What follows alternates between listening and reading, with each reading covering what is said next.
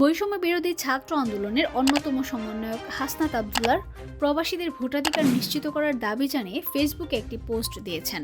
শনিবার তিনি তার ভেরিফাইড ফেসবুক প্রোফাইলে লিখেছেন, ১.৫ কোটি প্রবাসী রেমিটেন্স যোদ্ধার ভোটাধিকার নিশ্চিত করতে হবে।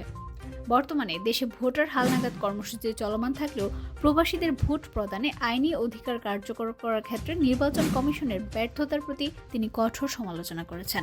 তিনি উল্লেখ করেছেন, পোস্টাল ভোট বা ডাকযোগে ভোট দেওয়ার আইনি ব্যবস্থা থাকা সত্ত্বেও প্রক্রিয়াগত জটিলতা এবং তথ্যের ঘাটতির অজুহাতে তা কখনোই বাস্তবায়ন হয়নি। ফলে প্রবাসী নাগরিকরা দীর্ঘদিন ধরে তাদের ভোটাধিকার থেকে বঞ্চিত হচ্ছেন। হাসনাত আবদুল্লাহ আরও বলেন, নির্বাচন কমিশন যদি প্রবাসী ১.৫ কোটি রেমিটেন্স যোদ্ধার ভোটাধিকার নিশ্চিত করতে ব্যর্থ হয় তাহলে আমরা এর বিরুদ্ধে প্রতিবাদ জানাবো। আমার যদি একাই লড়তে হয় তবুও বৈষম্যের বিরুদ্ধে লড়ে যাব। হাসিনা স্টাইলে আর কোনো নির্বাচন বাংলাদেশে হতে দেব না। তিনি প্রবাসীদের জন্য একটি আলাদা ভোটার পোর্টাল তৈরির প্রস্তাব দিয়েছেন, যা তাদের সহজে ভোটার হতে সাহায্য করবে। একই সঙ্গে অ্যাডভান্স ভোটিং সিস্টেম চালুর মাধ্যমে প্রবাসীরা নির্বিঘ্নে ভোট প্রদান করতে পারবেন বলে মত প্রকাশ করেছেন হাসনাত আবদুল্লাহ।